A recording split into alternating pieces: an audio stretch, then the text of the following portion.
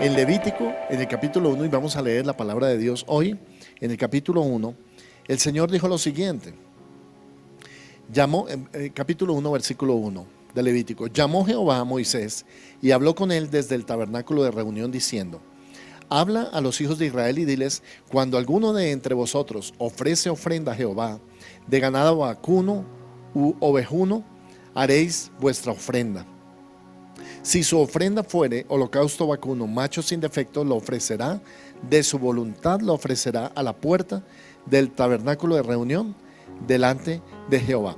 Y algo que queremos estudiar esta mañana es acerca, en el libro de Levítico tú puedes leer desde el capítulo 1 hasta el capítulo 7, y habla de las ofrendas que se levantan para el Señor, o de los 5 tipos de ofrenda que hay. Y yo quiero que apuntemos a este mensaje que vamos a estudiar esta mañana, porque tú y yo también tenemos que aprender acerca de cómo ser una ofrenda viva para el Señor. Déjame leerte Romanos capítulo 12, versículos 1 y 2, porque este capítulo de Romanos vuelve y toma retoma el tema de los sacrificios y dice: así que, hermanos, os ruego por las misericordias de Dios que presentéis vuestros cuerpos en sacrificio vivo y santo, agradable a Dios, que es vuestro culto racional. Y añade: no os conforméis a este siglo, sino transformaos por medio de la renovación de vuestro entendimiento, para que comprobéis cuál sea la buena voluntad de Dios, agradable y perfecta. Y queremos estudiar 5 tipos de ofrenda que hay en la Biblia. Cuando se habla de ofrenda, no solamente se está hablando del oferente, sino también de lo que se ofrece. Esas son las 3 cosas que hay involucradas en una ofrenda: es el oferente, quien la ofrece; la ofrenda, lo que se ofrece; y el que recibe o acepta la ofrenda. En este caso es el Señor. Y el libro de Levítico establece en el lenguaje de Dios cómo Él nos ha separado de hacer un pueblo santo para el Señor. Por allá en Éxodo 19, 5, 6 y 7 dice: mas vosotros sois el pueblo del Señor, y son un linaje, son una nación separada por el Señor para ser sacerdotes del Señor. Así de que esto no es un llamado solo del pastor o de la pastora o de los hijos de los pastores, es un llamado para todos nosotros. Así de que en el libro de Levítico nos establece 5 tipos de ofrenda. El primero de ellos se llama la ofrenda de holocausto, y también se le llama olor grato para el Señor. Y era la ofrenda de un macho totalmente quemado en el altar, y la piel era para el sacerdote. Entonces, en este tipo de ofrenda, y también se asemeja al Evangelio de Juan, nos dice que había ese tipo de ofrenda de holocausto. Era una ofrenda de alabanza al Señor, era una ofrenda para alabar a Dios, era una ofrenda para regocijarse con el Señor. No tenía nada que ver con otros asuntos más que el agradecimiento, la gratitud a Dios, el levantar para el Señor algo que diera olor grato al Señor. Y es la primera vez que aparece junto con Génesis capítulo 8 esa palabra que dice olor grato al Señor. Percibió Jehová olor grato, percibió el Señor el olor fragante de una ofrenda que estaba siendo quemada y consumida. Y me gusta esto, hermano, porque tú y yo también hemos sido llamados a hacer como una ofrenda para el Señor. Ahora, cuando ellos presentaban la ofrenda, ellos escogían lo mejor para el Señor. Ellos, según lo que dice la Biblia, cuando tú presentes ofrenda al Señor, no vas a escoger el animal flaco, ojeroso, cansado, sin ilusiones, enfermo, sino que ibas a ofrecer lo mejor que tú tuvieras. Y nos recuerdan lo que vimos en capítulos anteriores cuando hablamos de la ofrenda de Abel. Abel escogió lo mejor para Dios, lo mejor. Y entonces yo te invito a que tú seas lo mejor para el Señor. Te invito a que tú seas esa ofrenda escogida. Recuerda que a Dios se le ofrece siempre lo mejor. Cuando Cristo fue separado para que fuera una ofrenda por nuestro pecado, se escogió lo mejor, que en este caso fue el Hijo de Dios. La vida de Cristo nos habla de una vida limpia, de una vida santa para el Señor, de una vida escogida. Y aquí en Levítico encontramos que esa ofrenda del holocausto era una ofrenda que se presentaba en el altar. Ahí en la Biblia dice, se ofrecerá en el altar, en la puerta del tabernáculo, y se degollaría en el altar, se ofrecería sobre el altar. Versículo 5 de Levítico 1 dice: el cual estará a la puerta del tabernáculo de reunión. Era la entrada. Y si tú vas en el tabernáculo, en la entrada quedaba el tabernáculo, en la entrada del tabernáculo quedaba, después de la puerta quedaba el altar del holocausto. Este era un altar de bronce, medidas muy grandes, casi 6 metros en el diámetro, en el rectángulo que se formaba. Y había allí una rejilla de bronce para ofrecer los sacrificios al Señor. Y el que esté en la puerta de entrada me habla de que tú y yo lo primero que tenemos que hacer al entrar en la presencia del Señor es dar gracias porque el holocausto fue ofrecido en ese altar. Hace 2000 años Cristo fue ofrecido en el altar del sacrificio por nosotros. Y me llena de esperanza también a la vez escuchar que este tipo de ofrenda se cumplió en Cristo. Cada uno de estos 5 tipos de ofrenda se cumplieron perfectamente en Cristo. Cuando Cristo murió, había olor grato en el cielo. Había algo que estaba subiendo desde la cruz. Era ese olor del holocausto subiendo a la presencia misma del Señor. La Biblia dice que el Señor afirmó: he aquí vengo, oh Dios, para hacer tu voluntad. ¿Recuerdas que en Getsemaní el Señor todavía estaba orando y estaba pidiendo: Señor, que no sea mi voluntad sino la tuya? Pues aquí encontramos que el Señor está declarando que Él mismo es el holocausto. Y Él dice: voy a ir a la cruz porque me es necesario morir, dice el Señor. Y Él con gozo aceptó este sufrimiento por nosotros. Luego, el holocausto lo que nos habla es de la obra de Cristo. Cristo muriendo por nosotros en la cruz y dando su vida por nosotros. Cada una de estas ofrendas también simboliza o está simbolizado para que sea su cumplimiento en el Señor Jesucristo. Ahora, ¿de qué nos sirve esto, hermano? ¿Cuál es la aplicación práctica? Pues en primer lugar, sin ese sacrificio de Cristo, tú y yo no hubiéramos podido acceder a la presencia de Dios. Porque la Biblia dice en Romanos capítulo 3 que por cuanto todos pecaron son destituidos de la gloria del Señor. Romanos 3 de lo que nos habla es que, Romanos 3:23, es que hemos sido destituidos, quedamos inhabilitados para acceder a la presencia de Dios. Pero de alguna manera Dios encontró el camino para que tú y yo pudiéramos entrar en esa presencia. Ese es uno de los beneficios que tenemos por las ofrendas o los holocaustos.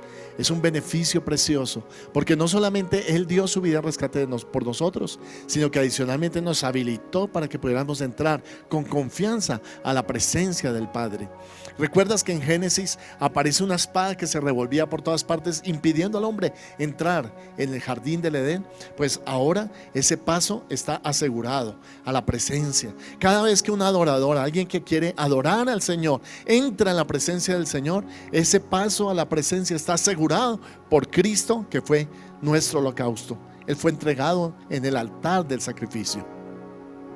Y piensa por un momento en esto: si Jesucristo es Dios y murió por mí, ¿hay algún sacrificio demasiado grande que yo pueda hacer por Él? Ninguno, hermano. Encontramos una aplicación práctica de este holocausto en lo que dice Pablo en Romanos 12:2.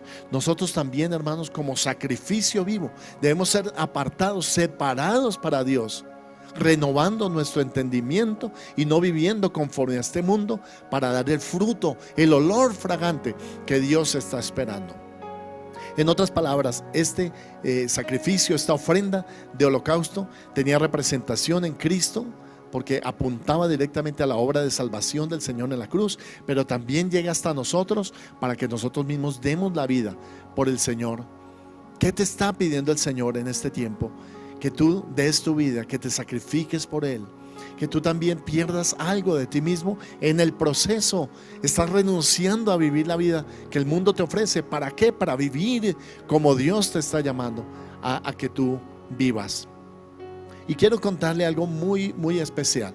Y es que desde el comienzo, más o menos a los 6 meses que yo estaba como cristiano, creyente cristiano, todavía me faltaba el paso de comprometerme. Y no sabía bien cómo hacer ese paso de compromiso.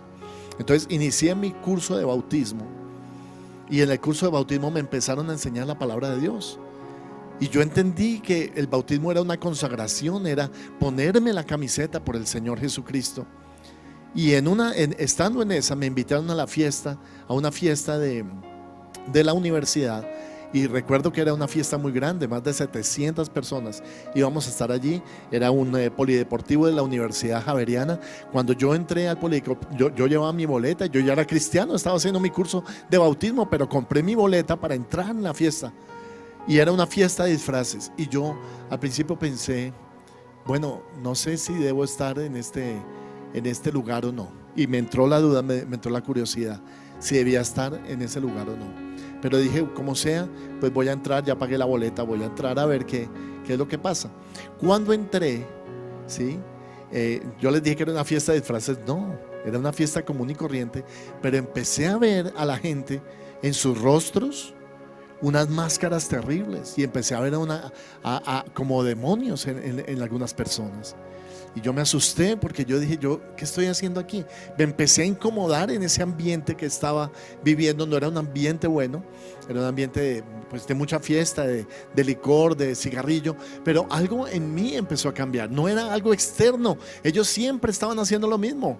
Y la gente puede hacer lo mismo cada vez, pero yo entendí, hermano, que ese no era mi ambiente. Ya estaba yo preparándome para mi curso de bautismo, y el Señor me permitió ver a la gente y ver sus rostros y ver realmente cómo eran muchos de ellos. Y yo me horroricé, yo no podía estar más ahí, me empecé como a sofocar y tuve que salirme. Y estando afuera y meditando en esto, dije, esta es la última vez que yo vengo a una cosa de esas. Nadie me prohibió. No fue que el pastor me dijo en la iglesia, es que ahora no puedes hacer esto o lo otro. Nadie me dijo nada. No fue que me obligaron a dejar las fiestas. No fue que alguien me prohibió, me limitó y me dijo, a partir de ahora tienes que cancelar esta conducta. No, yo era un joven de 18 años como muchos otros, pero algo que sí tenía yo es que oré al Señor ese día. Le dije, Señor, muéstrame si este debe ser un ambiente que yo debo estar o no como cristiano. Y no sé lo que te pasa a ti, ¿verdad? Pues ahora no hay fiestas, no hay nada, no hay discotecas abiertas, ¿no? Pero se trata de esto, se trata de examinarnos a nosotros mismos, si estamos en Cristo, si el Señor ya ha hecho una obra en nosotros y de alguna manera hemos entendido la puerta que es el sacrificio que el Señor quiere que hagamos por Él. Y parte de ese sacrificio va a ser limitarnos y no hacer todo lo que nos venga en gana, no hacer todo lo que tú quieras hacer. Y uno dice, pero pastores, que hay cosas que son muy buenas. Claro, nadie te lo está diciendo que no. Y es acerca de la conciencia que hay en Cristo, que nos permite o no nos permite hacer ciertas cosas. Si hay algo que te moleste, te preocupa en tu conciencia, pues mejor no lo hagas. La Biblia dice que el Señor entró con su sangre por nosotros. ¿Sabes que cada uno de estos holocaustos exigía muerte del oferente? En este caso, en lugar de morir por su propio pecado, ellos presentaban un cordero, un animalito sin manchas, sin arrugas, sin contaminación, y lo presentaban delante del Señor. Este holocausto dice que la sangre se rociaba en el altar. Y puedes mirar, esto es una parte cruenta, había sangre en el altar, pero eso es exactamente a eso lo que apunta, a que Cristo dio su vida en rescate por muchos. Si tú me estás escuchando esta mañana y tal vez tú tengas dudas acerca del cristianismo y de la fe, quiero decirte que Cristo murió por ti, que Cristo en el altar del sacrificio también derramó su sangre. Él hubiera podido morir de un paro cardíaco, un accidente cerebrovascular, hubiera podido morir de pena moral, pero Él murió derramando su sangre. Y eso era como había sido escrito en la palabra de Dios. En otras palabras, Cristo es el Cordero, Cristo es el holocausto. Él, cuando se presentó delante del Padre, trajo fruto en que Dios fue glorificado por ese holocausto. ¿Qué cosas haces tú que pueden traer gloria a Dios?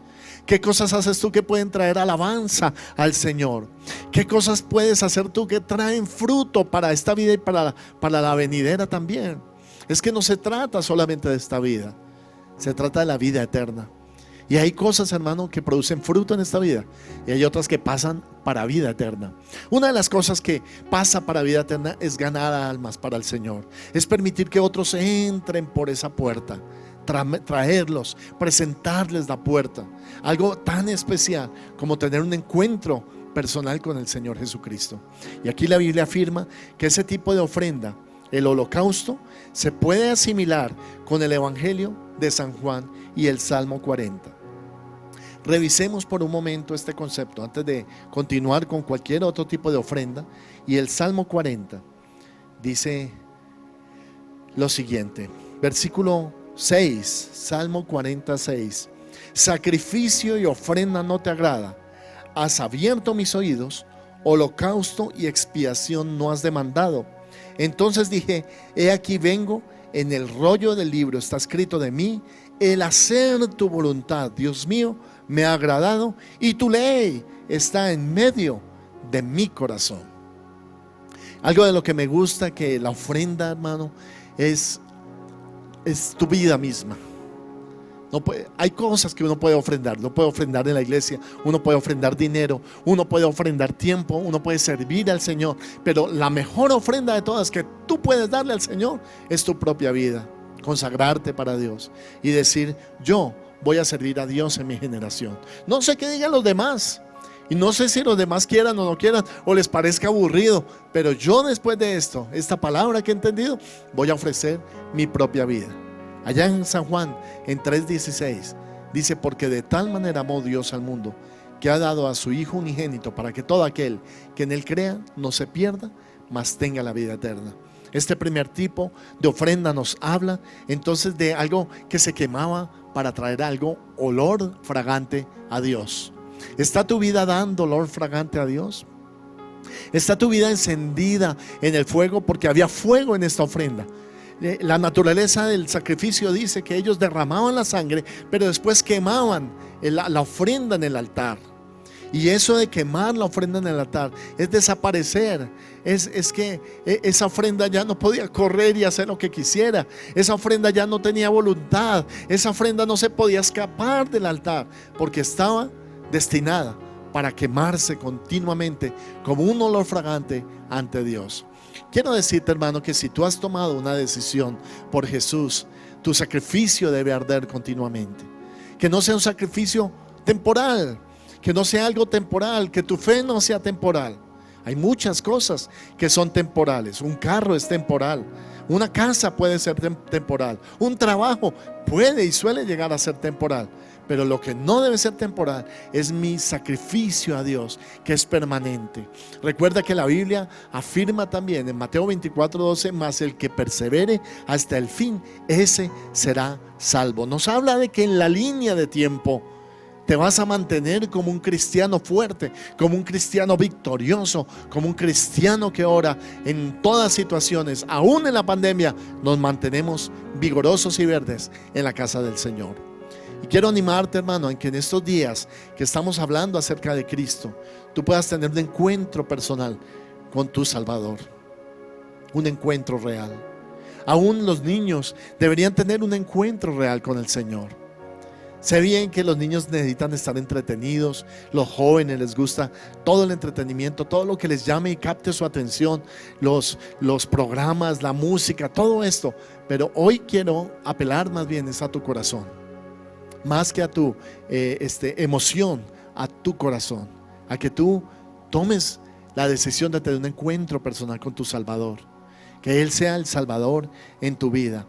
Mira esto, Él dijo en este sacrificio: yo vengo, Señor, en este sacrificio a hacer tu voluntad. El hacer tu voluntad, Dios mío, me agrada. ¿Qué holocausto es ese? Que el hacer la voluntad de Dios nos agrade, que el hacer la voluntad del Señor nos guste, que no sea una carga. ¿Recuerdas cuando me salí de la fiesta? Que salí con un compromiso, ¿no? Pero con una claridad. Para mí ya no era una carga no volver a una fiesta o no volver a hacer ciertas cosas. Ya no era una carga. Si antes mi familia, por ejemplo, había borracheras y yo también andaba en eso a los 15, 16, 17 años, desde esa fecha yo no me acuerdo nunca más de haberme emborrachado. Y eso es ya desde hace 35 años que yo conozco a Cristo, que sigo a Jesús. Yo te invito, hermano, a que tú tomes una decisión permanente por el Señor. Una decisión de consagrarte para el Señor como un holocausto vivo para el Señor. Primer tipo de ofrenda, ¿verdad? No sé si te está gustando este estudio o no, pero por lo menos a mí me ha traído mucha claridad de lo que quiero compartir. Ahora, ¿por qué Cristo es el cumplimiento de este tipo de holocaustos? Pues en primer lugar, porque Cristo nos habló de una vida consagrada y de santidad para Dios. Lo que habla este holocausto, Lo que habla este sacrificio es acerca de una vida de consagración. El Señor dijo en el 27 de Levítico: santificaos pues y sed santos, porque yo Jehová soy vuestro Dios.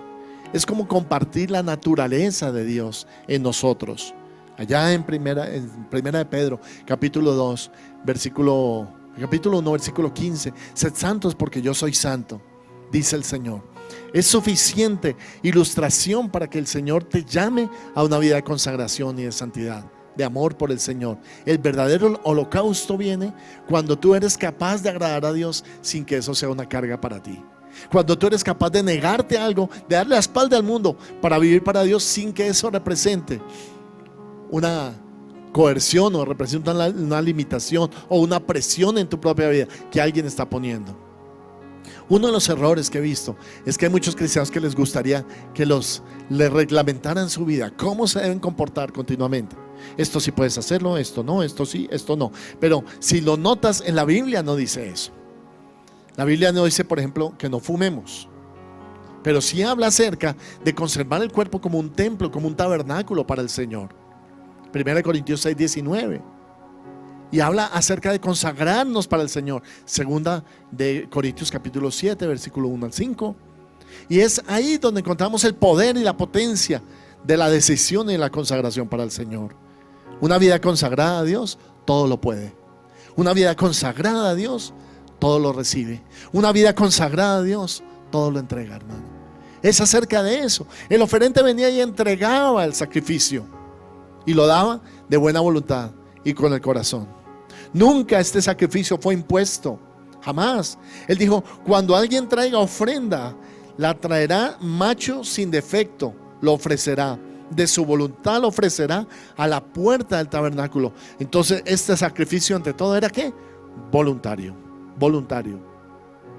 Todas las cosas que el Señor quiere que tú hagas en la vida son voluntarias. Nadie puede tener una coerción. Quisiéramos tener un policía, quisiéramos tener una aplicación que te siga por todo lado a ver si eres buen cristiano. No la hay. ¿Por qué? Porque es de voluntad del corazón.